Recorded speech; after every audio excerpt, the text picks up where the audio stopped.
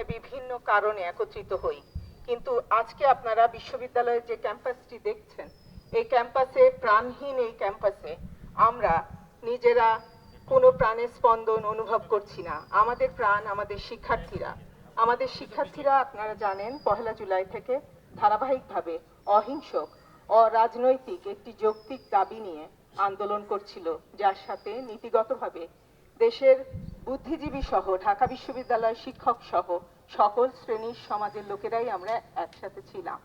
কিন্তু ঠিক যখন আমরা সকলেই বুঝতে পারছিলাম যে বাংলাদেশ সরকার যে দাবিটি তাদের জন্য উচ্চ আদালতে তাদের হয়ে পেশ করবে বলে আশ্বাস দিয়েছেন, এবং যখন প্রায় সমাধানের এক পর্যায়ে চলে এসেছিল, বিশ্ববিদ্যালয় প্রশাসন ধারাবাহিকভাবে হলগুলোর ভিতরে যারা কোটা আন্দোলনের জন্য যারা সমন্বয়ক আছে এবং সকল শ্রেণীর শিক্ষার্থীদের মতামত নিয়ে তারা একটি সমাধানের পর্যায়ে চলে এসেছিল, তখন কাদের যেন মনে হলো 12 জুলাই থেকে এবং 14 জুলাই, তারপরে 16, 17, 18 তাদের মনে হলো যে এই স্থিতিশীল পরিবেশকে যদি অস্থিতিশীল করা না যায়, তাহলে এর ফায়দা যদি না লুটা যায়, তাহলে হয়তো তাদের যে উদ্দেশ্য সেটা হাসিল করা যাবে না। প্রতিটি ঘটনার সাথেই একটা প্রেক্ষাপট থাকে। এই প্রেক্ষাপটটি তৈরি করা হয়েছে।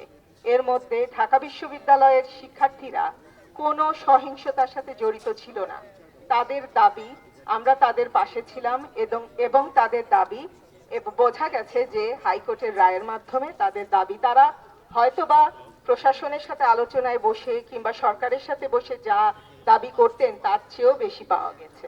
কিন্তু তারপরেও বিভিন্ন ইস্যু সামনে এনে এবং সর্বশেষে তাদের যে জটিল এবং কুটিল যে মনোভাব আছে, সেই সকল দল যারা মুক্তিযুদ্ধের পক্ষে নয় এবং গণতান্ত্রিকভাবে যারা নির্বাচনে অংশগ্রহণ না করে, যারা রাজনীতিতে বলতে আমরা গণতন্ত্র বলতে বুঝি মানুষের মতামত নিয়ে নির্বাচনে আসতে হবে, যারা আসলেন না এবং যারা বিভিন্ন সময় সহিংসতার সাথে জামাত শিবির যারা জড়িত, তারা ছাত্রদের ভেতরে ঢুকে গেল এবং ছাত্রর বেশ ধারণ করার চেষ্টা করে হলগুলোর ভিতর ঢুকে হলে যে অস্থিতিশীল পরিবেশ তৈরি করলো, তখন ঢাকা বিশ্ববিদ্যালয় প্রশাসনের 18টি হলের প্রভোস্টবৃন্দ, এই ঢাকা বিশ্ববিদ্যালয়ের শিক্ষার্থীরা যারা রেগুলার শিক্ষার্থী, প্রক্টরস, হাউস টিউটার্স সকলে নিজের জানের বাজি রেখে তারা শিক্ষার্থীদের নিরাপত্তা নিশ্চিত করলো।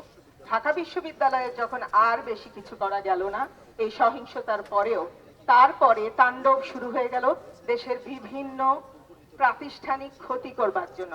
তারা কোন সেই শক্তি?